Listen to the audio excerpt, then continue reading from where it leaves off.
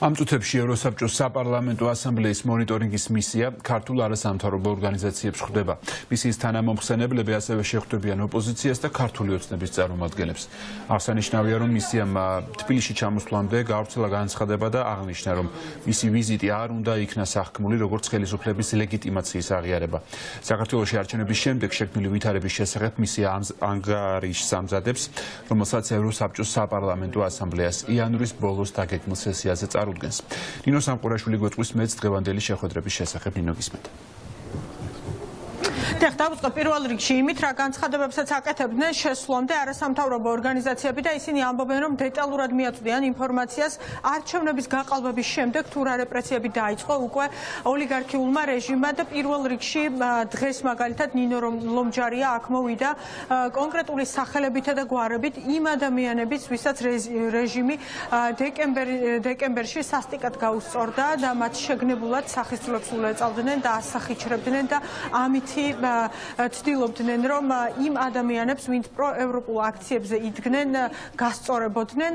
ამასთან ერთად დეტალურად მიაწვდიან არასამთავრობოები ინფორმაციას იმაზეც, თუ რა რეპრესიული კანონები არის შემოღებული სწორედ იმისათვის, რომ პროევროპული აქციის მონაწილეებს შეეშალოთ ხელი და მათ არ ჰქონდეთ შესაძლებლობა, რომ აქციაზე გამოვიდნენ და თავიანთი სიტყვა თქვან თავისუფლად და რა თქმა უნდა მიაწვდიან ინფორმაციას იმაზეც, თუ რა ხდება ჟურნალისტებთან დაკავშირებით. მისი ამახლობელის თემა და ის რომ არის დღეს პოლიტპატიმარი სწორედ ბიძინა ივანიშვილის ამასთან დაკავშირებით იქნება საუბარი და ისინი ამბობენ, დღეს არასამთავრობოები ამბობენ, რომ ძალიან მნიშვნელოვანი არის, რომ მათ ჰქონდეთ დეტალური ინფორმაცია როგორც სამართლებრივ კრიზისზე, რომელიც დღეს ქვეყანაში შექმნილი არის, ასევე პოლიტიკურ კრიზისთან დაკავშირებით. გამოსავალი მესამე სექტორის თქმითაც, რა თქმა უნდა, არის არჩევნები და პოლიტიკური პატიმრების გათავისუფლება. მათ აქვთ ინფორმაცია, მათ შორის ნაწამები ადამიანების შესახებ, შესაბამისი, ესე ვთქვათ, ფოტო, ვიდეო და სხვა ტიპის მტკიცებულებებით. რა თქმა უნდა, დღეს კიდევ ერთხელ ვისაუბრებთ ამ საკითხებზე. მათ აქვთ სრულყოფილი ინფორმაცია ასევე აქციების დროს და მის შემდგომ პერიოდში დაშავებული ჟურნალისტების ნაწამები ადამიანების შესახებ, არასათანადო მოპყრობის, ძარცვის, დაკავებულების ძარცვის შესახებ.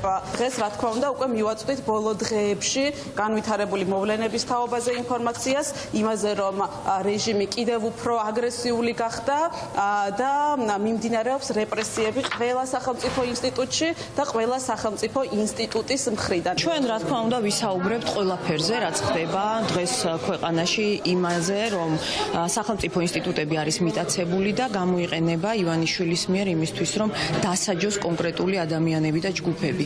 აქ არიან აქტივისტები, აქ არიან არასამთავრობო ორგანიზაციების წარმომადგენლები, მაგრამ რაც მთავარია, აქ არიან მედიის წარმომადგენლები. ჩვენ გავაგებინეთ მთელ სოფლიოს, ვინ არიან ის მოსამართლეები, რომლებიც ასრულებენ ამ ბრძანებას, ვინ არიან ის პოლიციელები და ის პროკურორები, რომლებიც ასრულებენ უკანონო დავალებას და რას ჩადიან ისინი ქართველი ხალხის წინააღმდეგ. საკმაოდ ხანგრძლივი იქნება ეს შეხვედრა და სხვადასხვა საკითხებზე იქნება. ერთი უკავშირდება მიმდინარე პროცესებს, პოლიტიკურ პროცესებს, მათ შორის არჩევნებს და არჩევნების შემდგომ განვითარებულ პროცესებს, არსებული სამართლებრივი და პოლიტიკური კრიზისი და ჩვენი მხრიდან დანახული ეს კრიზისი, ასევე მოგვარების გზები და მეორე საკითხები ეხება უკვე კანონმდებლობაში განხორციელებულ ცვლილებებს ქართული ოცნების მხრიდან, იქნება ეგ საარჩევნო კონტექსტში განხორციელებული თუ სხვა ცვლილებები, რომლებიც მათ შორის მიმართულია სიტყვისა და გამოხატვის თავისუფლების ნაწილში და ამ საკანონმდებლო ცვლილებებთან დაკავშირებით ჩვენი ხედვები რაც არის, ამაზეც ვისაუბრებთ, რა თქმა უნდა. ქართული ოცნება, რომელიც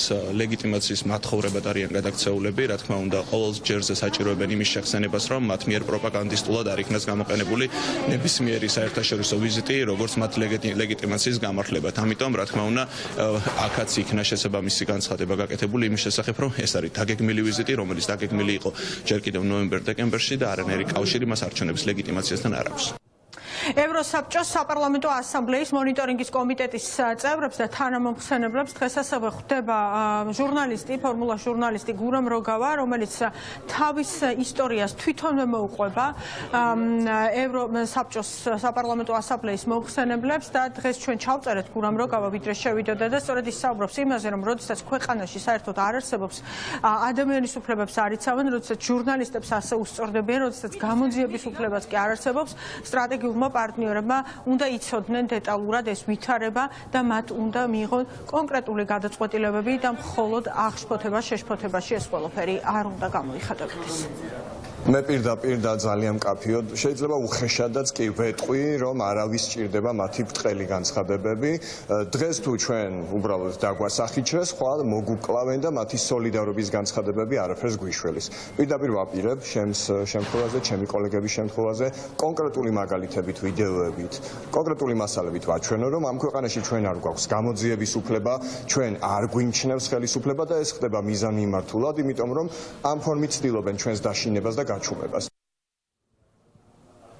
ევროსაბჭოს საპარლამენტო ასამბლეის მონიტორინგის თანამომხსენებლებმა პირველი შეხვედრები შეიძლება ითქვას, რომ დაიწყეს დღეს და არასამთავრობო ორგანიზაციებს შეხვდებიან, ისინი ასევე შეხვდებიან იმ დაკავებულ დემონსტრანტებს, რომელთა მიმართაც მოხდა წამება და საგანგებოდ აწამა სამართალდამცველებმა იმისათვის, რომ საჩვენებლად და სამაგალითოდ დაესაჯათ ისინი და მათი ვიზიტი საქართველოში უნდა დასრულდეს 16 იანვარს. ეს ყველაფერი საპარლამენტო ასამბლეის მონიტორინგის კომიტეტს სჭირდება იმისათვის, რომ უკვე საქართველოზე გაიმართოს მსჯელობა საპარლამენტო ასამბლეის ზამთრის სესიაზე, რომელიც 27 იანვარს დაიწყება და ერთ-ერთი პირველი საკითხი სწორედ არის საქართველოს საკითხი და კიდევ ერთი მნიშვნელოვანი ხაზგასმა, რომელიც ევროსაბჭოს ამ თანამომხსენებლების მხრიდან ხაზგასმული იყო, ვიდრე ჩამოვიდნენ, არის ის, რომ ისინი საქართველოში ჩამოდიან იმისათვის, რომ ეს არის რეგულარული ვიზიტი, რიგითი ვიზიტი მონიტორინგისთვის და არა იმისათვის, რომ ვინმეს ლეგიტიმაცია მოახდინონ. ამით ქართულ ოცნებას პირდაპირ უთხრეს, რომ ისინი მათ ვიზიტს პოლიტიკური მიზნებისთვის საზოგადოების შეცდომაში შესაყვანად ვერ გამოიყენებდნენ.